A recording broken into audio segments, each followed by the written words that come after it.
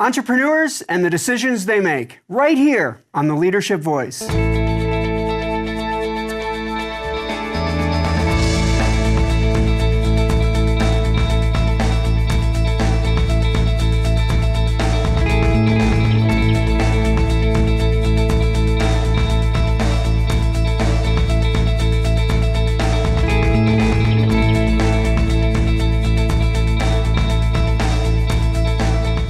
Welcome to the Leadership Voice. I'm your host, Jay Barbuto. Today's show features entrepreneurs and the strategic choices that they make. Joining us today will be Terry Giles, Chairman and CEO of Giles Enterprises, and Tom Sims, Chairman and CEO of Sims Restaurants. We also have a special leadership lesson being delivered by Professor Lorenzo Bizzi. But let's start things off with today's quote of the day. Today's quote comes from E.E. Cummings. Always the beautiful answer who asks a more beautiful question. Although I'm sure E.E. Cummings was not writing this to entrepreneurs, it certainly provides words by which to live, especially when trying to garner valuable information from customers or your team. Our first guest today on the Leadership Voice is Terry Giles. Terry grew up from humble means and attended 21 different schools in a 10-year period in his life. He earned a debate scholarship en route to earning his bachelor's degree from Cal State Fullerton, and later pursued his law degree from Pepperdine. He also served this great country in the U.S. Army from 1970 to 1976 during the Vietnam conflict. One of Southern California's most esteemed litigators, Terry Giles founded a large West Coast law firm and later bought a small Toyota dealership and built it up to become one of the highest volume dealerships in the world. He went on to establish or acquire over 35 businesses and has experience in law, automobiles, banking, food, entertainment, intellectual property, and more. In 1994, Terry Giles received the Horatio Alger Award, given each year to individuals that have overcome great odds to achieve great successes. He gives back to the community, and this philanthropy has featured a strong commitment to education. In 2009, he was the founding benefactor that funded the creation of the Center for Leadership in Mahalo College of Business and Economics. So it is with great pleasure to welcome to the Leadership Voice, Terry Giles. Great to see you, Jay, and always nice to be back on campus. It's great to have an alum of the Titan family here on the show. Terry, maybe we could start off, if you could share some of your major career highlights that sort of brought you from your early days as an attorney up until your more recent activities. Well, it's been an interesting journey. I started off starting my own law firm out of law school. I wanted to be a criminal trial lawyer. I thought that was real law. And I guess maybe because I grew up on Owen Marshall and Perry Mason, that's how I wanted to do it. We had a lot of good fortune. In 8.5 years, we built the largest criminal practice in California. We were making over 600 court appearances a month. In that 8.5 years, I tried 90 cases to verdict, including 13 murder cases, 3 death penalty cases. It all went swimmingly until I represented a guy named Fred Douglas. Fred was accused of killing 9 women. I got lucky the way things broke in the trial. Fred got acquitted, and then 6 months later, he killed 2 more girls. And I couldn't figure out why the world was a better place because I did what I did for a living. And so I quit. And the surprise for me was twofold. First, I was walking away from something I'd always wanted to do. And secondly, I realized that the firm had no value once I left. In fact, it fell apart in 6 months because it was a service business. So I decided, I built this company called a law firm, and I didn't know what I was doing when I did that. Why couldn't I do that somewhere else? Only this time, if a truck ran over me, I'd hope people would come to the funeral, but I didn't want the business to lose a dime's worth of value. And that's when I started my business career. And it was fantastic. And then 4 or 5 years in the business career, a gentleman came to me who was in trouble on a civil case.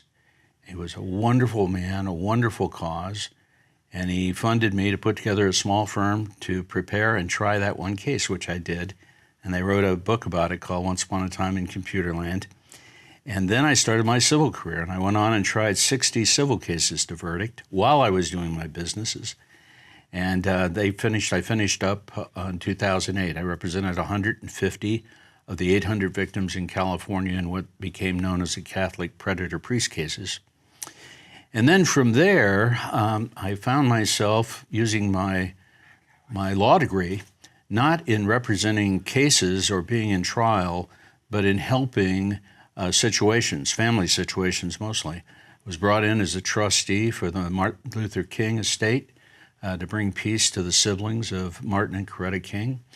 I'm currently handling and consulting with one of the families that owns one of the Major League Baseball teams and assisting them in transforming their assets.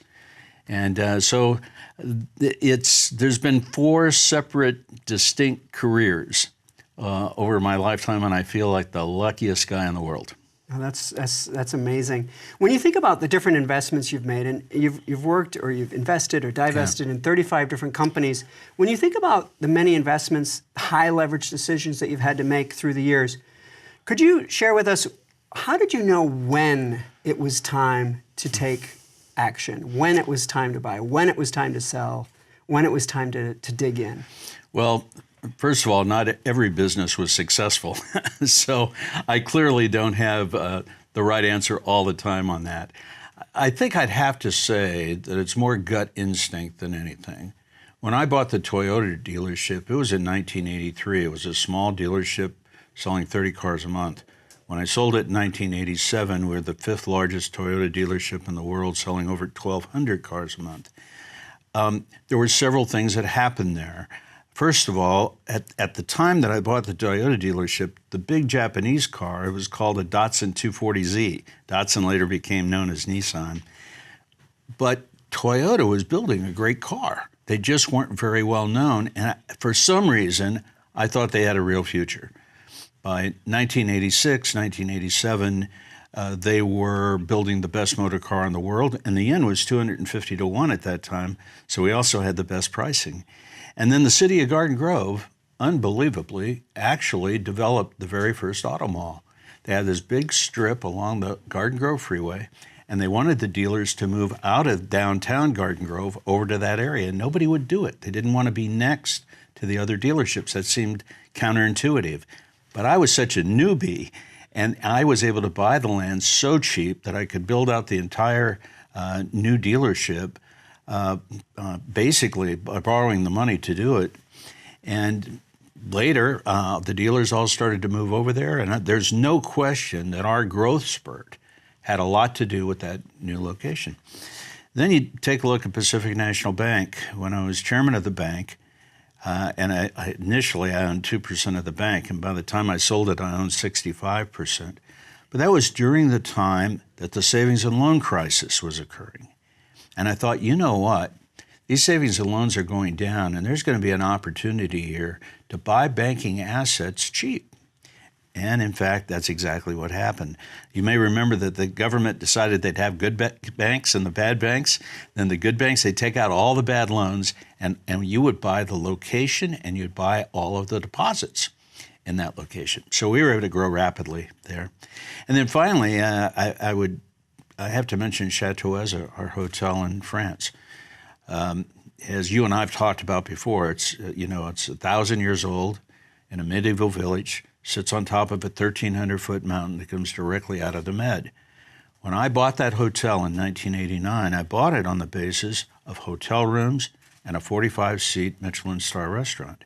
But we had these magnificent decks that the Prince of Monaco has been quoted in magazines saying is his favorite view of the Côte d'Azur. It's like you're in a helicopter over Cap Ferrat and the Côte d'Azur.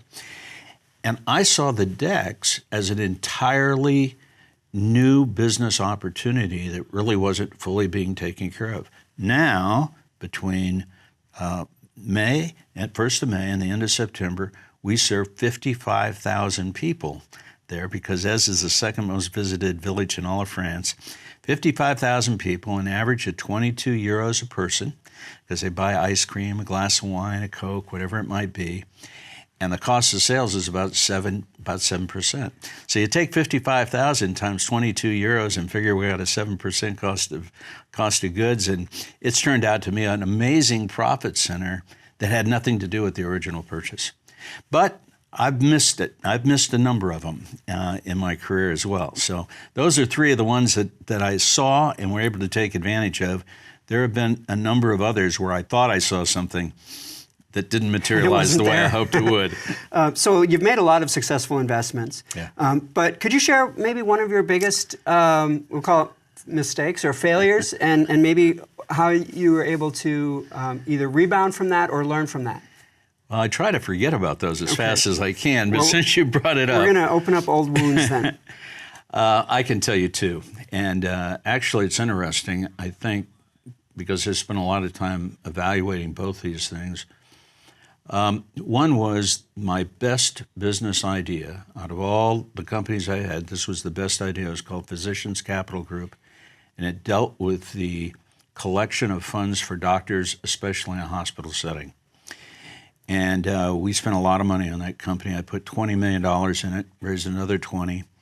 We were perfectly situated. Everything looked ideal.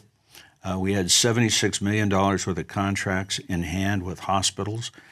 And then we ran into the teeth of the 2008-2009 financial crisis and Obamacare. And most people aren't aware of it, but hospitals were losing 19 cents on every dollar on Medicare and Medicaid patients before Obamacare. After Obamacare, that went up to 37 cents. And that was so dramatic that they, and rightfully so, they began to exit or parachute out of contracts that they had because they just simply couldn't afford it at that time. So then I had to decide if I'm going to keep, because everybody else's technology is growing rapidly, and we either had to keep up, but without those contracts, which means we had to put another 30 or 40 million in it or close the doors, and I decided to close the doors. It was very, very painful. The other one is I had a friend in Seattle. This was in the mid to late 1980s, and he called me and said, listen, this is the deal of a century, Terry. You've got to get in it. There's this company they're putting together up here, and they're going to sell coffee. They're going to have coffee houses all over the place, and definitely going to be in the United States. They want to go worldwide. They're going to have flavored coffees. Coffee's going to be $1.50 a cup. And I thought that was the dumbest idea I'd ever heard of.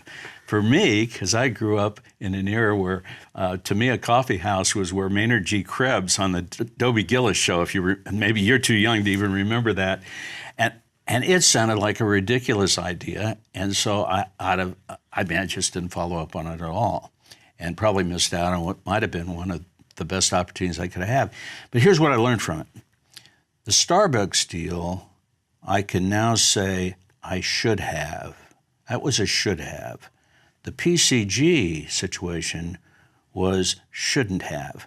Now, even though I lost $20 million on PCG, I didn't lose anything, I just didn't get anything out of Starbucks.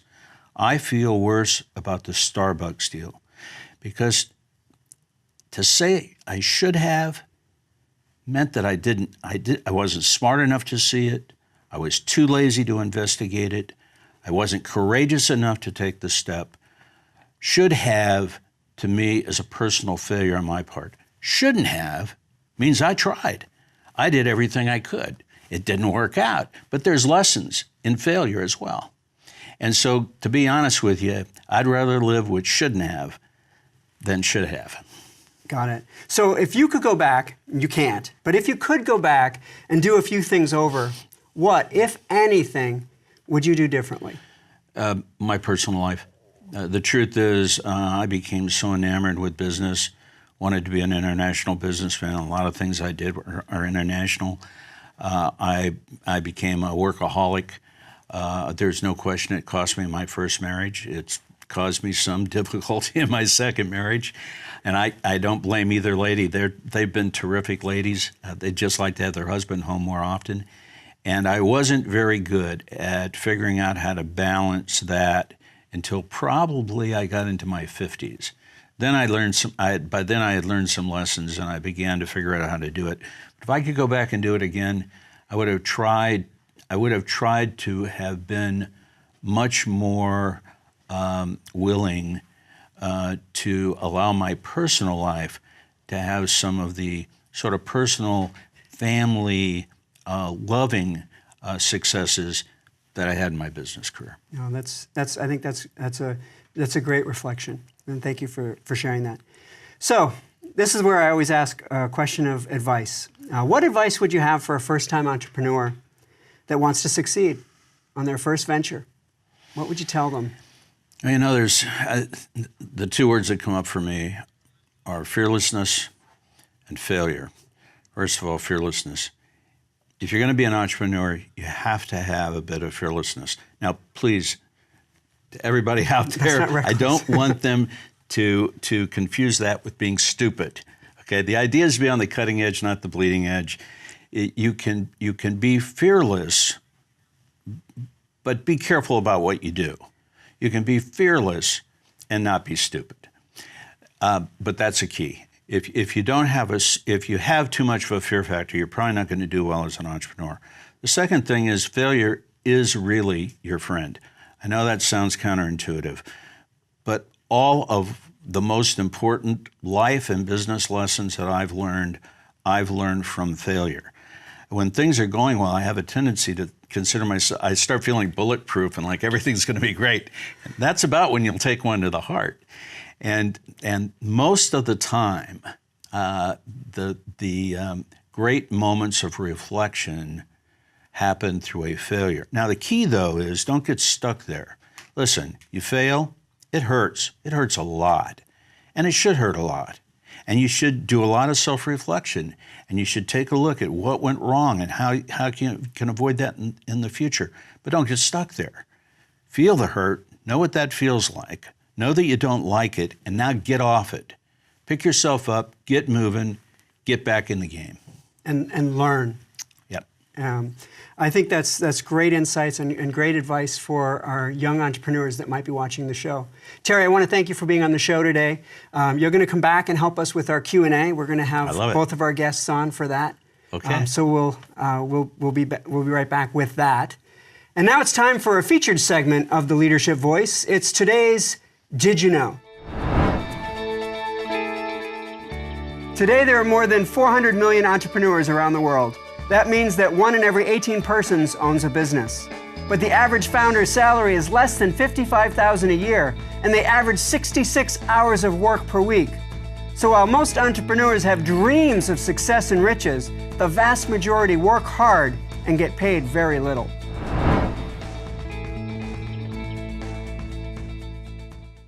And now it's time for today's Leadership Countdown. Today's show is all about entrepreneurs and the decisions they make.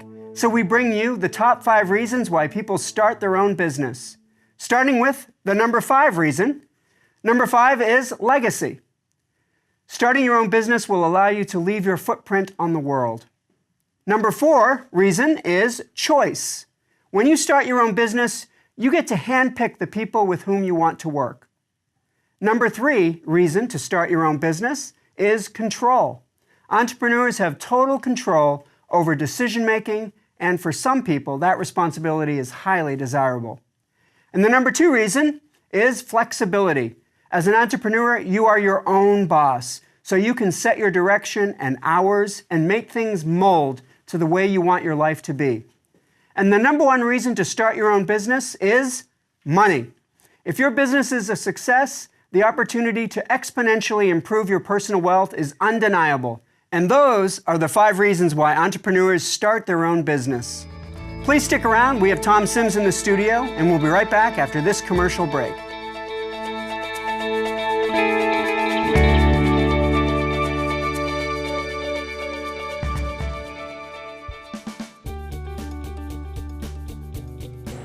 Well, we found here at Honda Center and the Anaheim Ducks that the Center for Leadership brings expertise in doing research, in doing training. The faculty that has come and given the training to our employees does all the research themselves. They're not pulling this information off the shelf. They're out there researching themselves, talking from firsthand experience, and it brings such a level of competency that we, again, don't find from other trainers that are on the market. Well, simply put, is what really differentiates and distinguishes Fullerton and the Center for Leadership, really is your expertise. You guys are able to create customized content for our business based on true research. The faculty from Cal State Fullerton, obviously they're professors of their field. They have deep knowledge and research, but also aside from the theory, they really bring in some practical examples and they bring in a lot of interactive activities. The Bringing Learning to Work initiative is our way of meeting the needs of Orange County businesses and communities. When our clients ask the Center for Leadership to come to bring learning to work, the clients know that they're getting cutting-edge information, the latest thinking in the field, but they're also getting world-class training.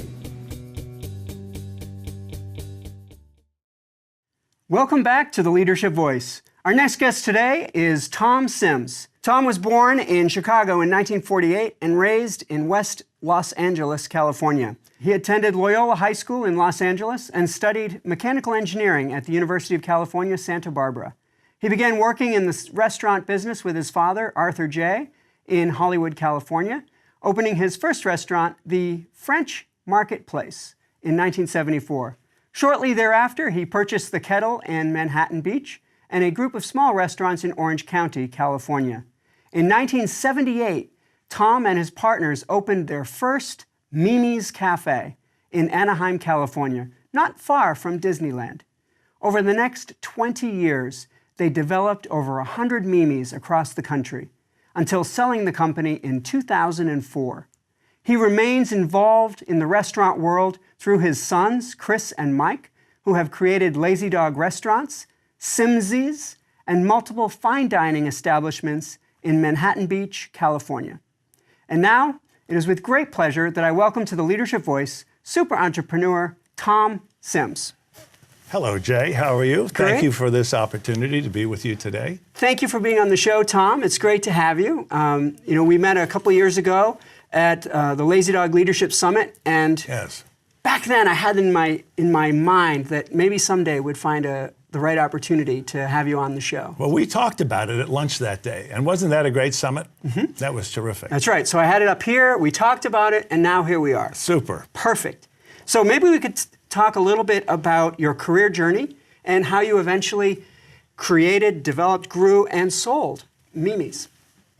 Well, Jay, when I was in college, I had no intention of being in the restaurant business. I was an engineer. I was an aeronautical engineer, and I always wanted to be involved in aerospace and aviation. But when I graduated in 1970, the country was at war and it was in recession, and I was unable to find a job. So my father, Arthur J., had been in the restaurant business and had a couple of restaurants. And I called him and I said, I can't find a job, and I need an emergency. I need a job to keep me going here until I find out what's going to happen to me. So he gave me and I started working for him in one of his restaurants. And in the aviation industry didn't get a heck of a lot better, but I realized in a year or two that I liked the restaurant business. So I said to him one day, I said, do you think I can open a restaurant? And he said, absolutely. He says, you can do anything you want if you really want to do it. And I said, I'd like to give it a shot. So he helped me out. And he signed a banknote for me. And I opened the first restaurant in Hollywood in 1974. I didn't know the business very well, but I think I survived more through energy and enthusiasm than I did through knowledge. And we were very fortunate, and it worked. That enabled me to actually, over the next few years, to open some other restaurants and actually move our offices to Orange County. Well, in the late 1970s, if you remember, in 1979, our inflation rate was 13%, and our interest rates were 18%. And our cafes that we had were good restaurants, they were good businesses, but they certainly couldn't afford the real estate at inflated prices, and they couldn't afford interest rates at 18%. So I said, well, how are we going to continue to build a company? Well, we're going to have to change the concept. And that's where Mimi's Café came in.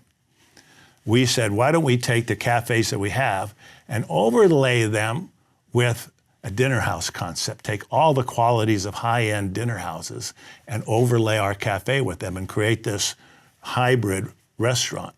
And that'll do much more business than we're doing in our businesses right now. And hopefully that'll entitle us to be able to afford the interest rates and the real estate. Well, we were very fortunate. And the first one we opened in Anaheim in 1979, it worked.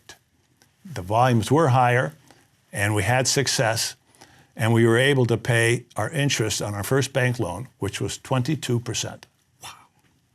Wow.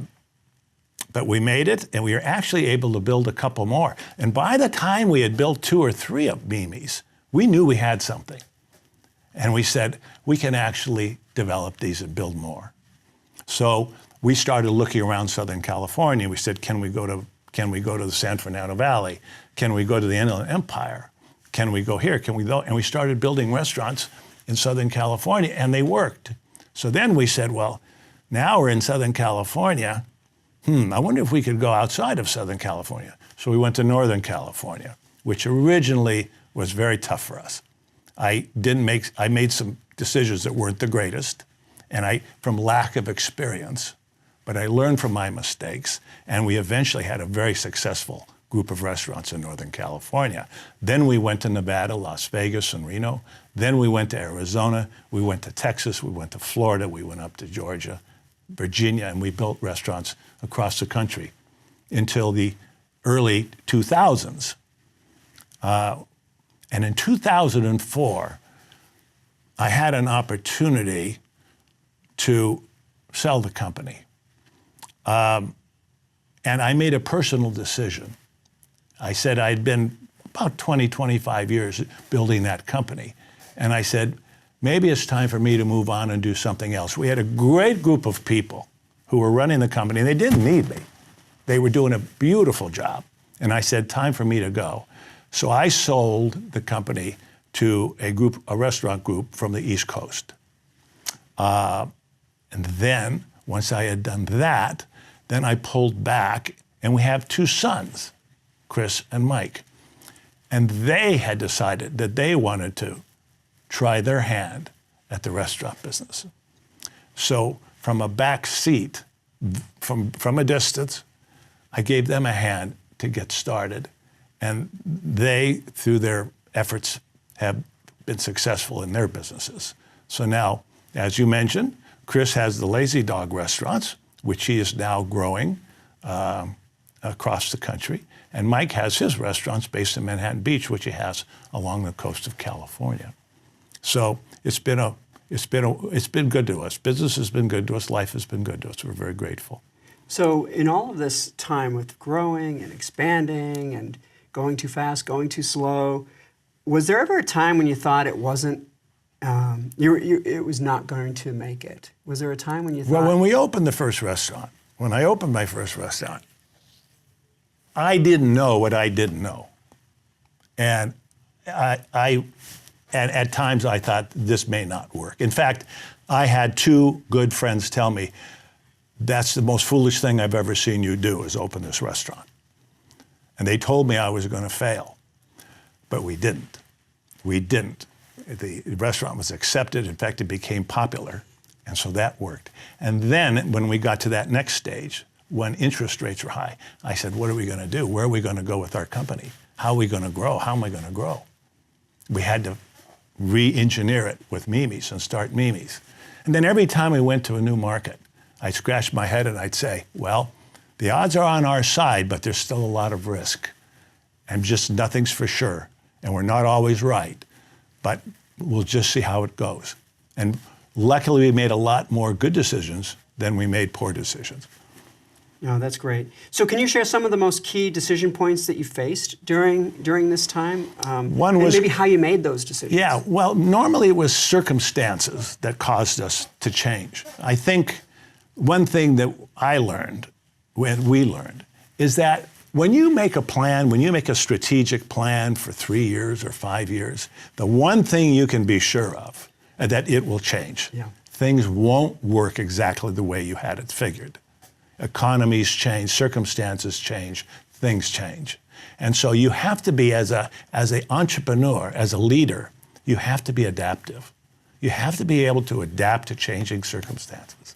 And that's really what causes us as restaurant people and leaders to move to a different direction, to change the concept, to adjust things, to go here and not there, and to decide what concept's good today, because the business is always changing, constantly changing, and people are always competing with you and trying to take your business. So how do you know when it's time to pull the trigger? Well, generally, it's either, for me, it was either a business decision where we had, if we were going to continue to grow, we had to move, we had to do something else. Or if we were having problems in a particular area, we had to make a change. And so that was, it was caused by the circumstances. But in other cases, when I sold the company, that was a personal decision. And sometimes your life is a blend of your business and your family and personal things. And that was a personal decision.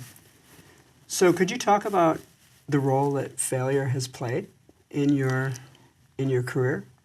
Well, I think one of the things, if you're going to be a leader and if you're going to be running a company, you've got to realize that you're always going to be taking risk. If you're going to grow, you're going to be taking risk. Some people like to take this much risk, and some people like to take that much risk. It all depends how much you could take. And what we tried to call it was calculated risk. We would say, okay, here's the risk. It could fail, but we'll do due diligence and we'll study it and we'll prepare for it so that at least we get the odds on our side. And so if we fail, it's not for lack of knowledge. It's for fail, the decision wasn't right. But at least we were prepared. You know, so you have to be willing to take risks, but you have Correct. to also understand how much tolerance you even have. That's absolutely correct. And I think that you have to always respect failure, but you cannot fear it. That's great. So if you were talking to a young entrepreneur just ready to start their own business, they're all excited and eager, what advice would you give an aspiring person that has their sights set on starting their own business? Well, I think if I were doing this, there's several things that are important to starting a new business. But if I were doing this over and starting from scratch, the things that I would want and the things that I would do was that, first of all, I would decide what business, what is it? What business is it? Is it a tech business? Is it a restaurant? Is it design? What business are you interested in? What do you love? What do you really feel a passion for? What business do you want to be in? And then I always tell guys and girls, I say, well, who is the best company out there? Who has the best product that you really like? Who has the iconic brand for the kind of business you'd like to be in? And they would always give me a name. And I'd say, good, go to work for them. Go do your graduate program. You graduated from college. Do a graduate program for 3 years working for that company and learn everything there is to know about that company, the product, why it works, their culture, so on and so forth. I said, learn your business, and then once you had some knowledge of your business, then find a mentor or two. Find a mentor or two that have been there, who can help you with your business plan, can help you develop your process, and can help you work through the early years of getting your business started. I think that's what I would do. So really have a clear sense of what kind of business you want to be in, and yes, and definitely pick it and say that's what I want to do. Perfect. Well, I want to thank you, Tom, for being on the show today and sharing your wisdom. We're going to come back and do some Q&A because we do have questions from our viewers in just a few minutes. So you'll stay with us for that, right? Great-o. Terrific. It's now time for a featured segment of the show. It's the leadership example. Not all entrepreneurs are successful all the time. Even the best have had to overcome adversity. Today we bring you 10 well-known millionaires that also have overcome filing for bankruptcy.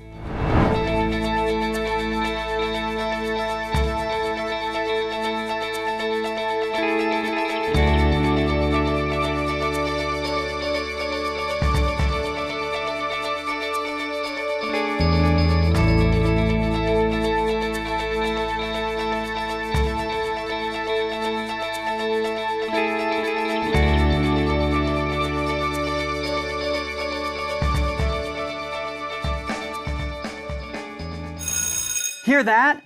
You know what that means. It's time for today's leadership lesson. Today's lesson is being delivered by Professor Lorenzo Bizzi. So let's take 3 minutes to learn about the strategic choices of entrepreneurs. Hello, I am Lorenzo Bizzi, and today's leadership lesson revolves around a key topic: entry barriers for a startup today in the USA. Is it easier or more difficult to start a business in the USA today? Well, there's both good news and bad news. Good news is that the barriers for a startup in the USA today have significantly lowered, making it much easier for a startup to enter a market. The number one barrier for a startup has always been access to capital. You want to start a business, but it is difficult to find money from investors or to get support from a bank.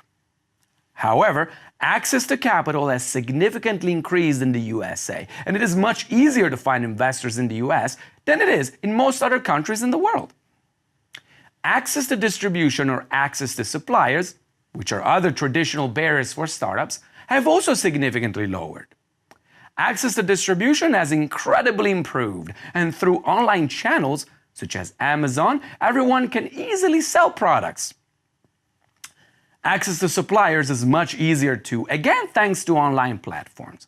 Alibaba, for example, allows anyone to get easy access to manufacturers in China to produce products designed in the USA and to ship them here, where you can distribute them anywhere you want. Economies of scale have also decreased in many businesses. A lot of businesses today are not asset intensive, meaning that you do not need to spread high fixed costs on large volume before being able to see profit. So if the good news is that barriers are lower and it is easier for a startup to enter a business today, what is the bad news? The barriers are lower and it is easier for a startup to enter a business today. In fact, lower entry barriers means higher amount of new startups entering a business, and therefore higher competition and more difficulty to establish and maintain competitive advantage. A lot of my students come to me and tell me they want to start a smartphone app business because it's easy to enter. Well, the Apple App Store receives 50,000 requests for new apps per month. So what does this mean? It means that it is easier to get in and more difficult to make money once you're in. What should you do? You should enter a business only if you have solid evidence, then you can build an advantage over your competitors, and then you can sustain that advantage by not allowing your competitors to imitate what you're doing. Unfortunately today, access to information, capital, suppliers, and distributor makes it easy also for incumbent companies to imitate your business idea. So lower entry barriers does not mean that you should think less about entering a business because it's easier, but you should actually think more before entering a business. I am Lorenzo Bizzi, and this has been your leadership lesson. Thank you, Professor Bizzi, for that insightful leadership lesson. It's now time for the Leadership Voices Q&A. Viewers, do you need some leadership advice? Well, you've come to the right place. Every show we take questions from you, our viewers, and we answer them right here on the show. Today we have 4 questions for our guests, so let's get to our Q&A. Our first question is for Terry Giles, and it comes from Roger in Long Beach, California. Roger asks, What was the biggest mistake you made in business, and what did you learn from it? Well, that's easy for me to answer. It was selling Pacific National Bank. I actually loved the bank. I loved being bank chairman. Some of the other things I did, car salesman, criminal defense attorney, on the list of most respected professions, it kind of comes after garbage men. And so bank chairman, I really liked. And I enjoyed the bank immensely. I loved loan committee and going through other people's loan portfolios and what they were doing in business. It was exciting. And U.S. Bank offered us a lot of money, or I thought it was at the time, and I decided to sell it, and I've regretted it ever since. Jay, I have a similar story. At the time when I sold Mimi's, I thought I did the right thing. But in the later years, I realized if I had to do it again, I wouldn't have sold it. Like I said, it was a personal decision. I just wanted to try do other things. But the company that I sold it to changed the most important thing in the company, and that was the culture. And when they changed the culture of the company, they started having some challenges. And I don't miss the business part of it, but there were so many great people in that company, and there still are, that I felt personally responsible to many of those people for what changes the new owner made. Well, it sounds when you describe that, exactly that, it sounds a lot like if you could go back and do it differently, you probably would have held on to Mimi's. Yes. And if you had gone back, you would have held on to Pacific. So the biggest mistakes each of you talk about are when you let go of something that you wish you had actually held on to. Yeah, I think that's right. Yeah, that's it. Yeah. So our second question it's for Tom Sims, and it comes from Huang in Costa Mesa, California. Huang asks, who do you believe was the person that helped you most in your success? Well, in my mind, there's no doubt about it. The most important person in my business career was my father. He's the one who said to me, and he's the one that encouraged me and said, you can do this. He said, go do it. And I think that came from his days in the military, right? Yep. He said, you'd be surprised what you can do when you have to do it. And he said, so go do it. And so definitely, he was the guy who was my biggest mentor, my best mentor. That's great. Terry? Well, I'm jealous when I hear Tom talk about that because it sounds like he had a great father. Unfortunately, I grew up without my father being around. But it was definitely my mentors. And I had mentors up into my 40s and 50s. As I would get into a new business, I've always been fortunate to have somebody who really understood that business, who was willing to take me under their wing and to help me. And without that help, there's no question that I would not have experienced anything close to the success that I had. Those people who reach out and assist. It's one of the reasons now that I've reached a point where I'm not working as hard, where I'm more than willing to talk to young people and try to give them the encouragement that others gave me. I think that's great. And I think the commitment to mentoring and to leaving a legacy is a really purposeful and valuable mission to embrace. Well, I think, and it makes you feel good. It makes me feel good being able to talk to some people and say, hey, maybe you should try this or try that. Oh, that's great. So our third question is for Terry Giles, and it comes from Madison in Victorville, California. Madison asks, some people are better off working for a company, and others are better off starting their own business. What do you think separates the two? Well, let me first of all say that I think tolerance for risk and tolerance for work are two important things one has to consider if they're going to be an entrepreneur. If you're not comfortable with risk, probably not a good career choice. And by the way, there's nothing wrong with 9 to 5 and having a great family life and doing all those things. But if you're going to be an entrepreneur, especially when you're starting out a new business, it's pretty much 24/7. If you think you might be uncomfortable walking the floor Thursday night wondering how you're going to make payroll on Friday morning, or if you're worried about how many weeks of vacation you're going to have each year, probably being an entrepreneur is something you might want to put off. So I think it deals with the tolerance that an individual has for risk and also for work. Also, some people, I wasn't one, some people are natural organizers from the standpoint of being a chief operations officer in a company. In every company, there's a certain amount of just grinding it out, doing the same thing. Once you get your processes in line, it's making sure everyone's doing the same thing day in and day out, doing it well, but doing the same thing. And there are folks that are really, really good at that.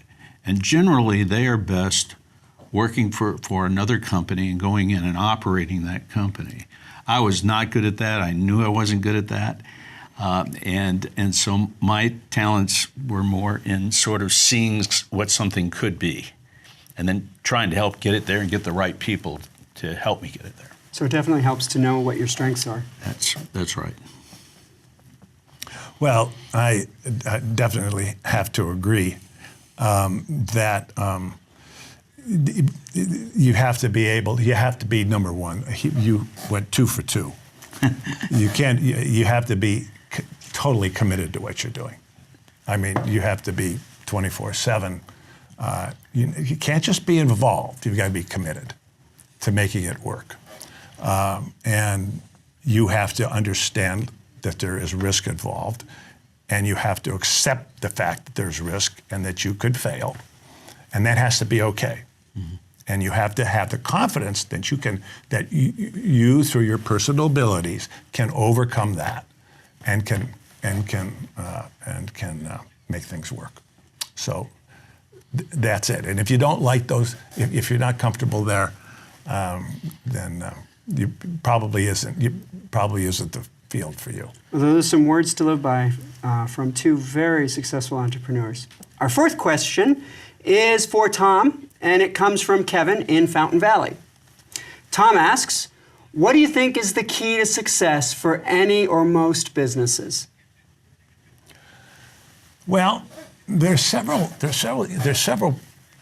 parts to having a successful business. But when I think about it, for me, clearly the most important thing to have in a successful business is your culture. Is your set of values, your ethics, your accountability, your velocity. What is it? What is the glue that holds the company together? And what is your culture? A strong culture, one built on growth, one built on personal growth for each of the people in the company, is a culture that is healthy, and it's based upon success for everybody. So I think culture is the most important thing, having a great culture. And it's interesting that you mentioned that is one of the keys to a successful business, because you also talk about when you sold Mimi's, one of the first things they did, or one of the things they eventually did, is they changed the culture. And in a way, when they bought Mimi's, maybe they didn't realize what they were really buying was not just the restaurant, but they were buying a culture. Well, it was interesting. Our culture, part of our culture was that every decision we made in our business, today it's the same truth. Every business decision we make has to be good. What's best for the guest? What's best for the customer? So whatever we do, it has to go back. Is the customer going to benefit from that? If the customer is not going to benefit from that, then don't do it. Well, what happened was, one of the things that happens is sometimes when you sell a company, the buyers decide that the bottom line is more important than what's best for the customer. Mm-hmm. And that is that fundamental change in the culture. So they start saying, we can cut costs here. We can cut. You edge really this, don't need that. You guys really didn't need all that. You can do it with this, and you can do that. And the next thing you know, the customer isn't getting the treatment they used to get. They're accustomed to, and guests are smart. People get it. They pick up on it. Okay, great. Terry, what about you? What do you see as the key for any business or most businesses to succeed? Well, I think Tom said it perfectly, to be honest with you. Culture is the key. And then the only other thing I would add is you have to make sure that the people that you bring into your business, whatever that business may be, fit within that culture. I've had a couple of companies where I thought we had a certain understanding relative to what the culture was going to be. And then I would make a change somewhere, and the person who would come in was in fact messing with the culture without me really being aware of it or knowing about it. And that can be dangerous. All of a sudden, the wrong person can wash away very quickly what has taken you a long time to build up in a company if you're not careful. That's well stated. He's absolutely right. When you look at people coming into your company, the question we always ask is, does that person fit into our culture? And that's very, very important. You're right. So when you onboard, when you're bringing people in to join your teams, making sure that they're a good culture fit, that they will represent the culture, represent the core values that really mean the most to your business if you want to have a business that succeeds. That's right. That's it. That's right. Great. Well, I want to thank you both for taking questions from our audience. I think you've given some great pearls of wisdom and shared your experience, so thank you for that. This has been the Leadership Voices Q&A. Thank you to Terry Giles and Tom Sims for helping us with today's Q&A. If you have a question or need advice, send us your questions right here to the Leadership Voice by email, leadershipvoice@fullerton.edu, or by Twitter @CSUF_leadership. Well, I think that's all the time we have for today's show. Today we learned about entrepreneurship and when to make the tough decisions in business. Thank you to our guests, Terry Giles and Tom Sims, for joining us. And a special thank you to Professor Lorenzo Bizzi for delivering today's leadership lesson. Join us each episode of The Leadership Voice as we feature fresh and relevant topics that can help you to become a great leader. I'm Jay Barbuto, and on behalf of the Center for Leadership, here on the beautiful campus of Cal State Fullerton, we'll see you next time right here on The Leadership Voice.